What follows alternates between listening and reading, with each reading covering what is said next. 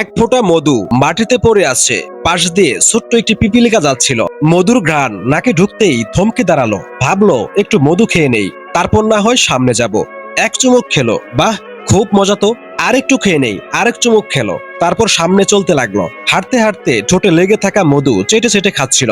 ভাবলো এত মজার মধু, আরেকটু খেয়ে নিলে কি হয়। আবার পিছনে ফিরলো। পূর্বে মধুর এক পাশ থেকে খেয়েছিল, এবার চিন্তা করলো ভিতরে মনে হয় আরো মজা। এবার আস্তে আস্তে বেয়ে বেয়ে মধুর ফোঁটার উপরে উঠে গেল। বসে বসে আরামসে মধু খাচ্ছে। খেতে খেতে এক পর্যায়ে পেট ফুলে গেল।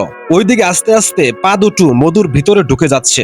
তখনই হঠাৎ টনক নড়ল তার। কিন্তু ততক্ষণে অনেক দেরি হয়ে গেছে। মধু থেকে নিজেকে ছাড়িয়ে নেওয়ার জন্য আপ্রাণ চেষ্টা করলো, কিন্তু না, অনেক চেষ্টা করেও নিজেকে আর উদ্ধার করতে সক্ষম হলো না। অবশেষে পিপিলিকাটি মধুর ভিতরে আটকে পড়েই মৃত্যুবরণ করলো। এই বিশাল বড় দুনিয়াটাও এক ফোঁটা মধুর মতো, যে এই মধুর পাশে বসে হালাল ও অল্প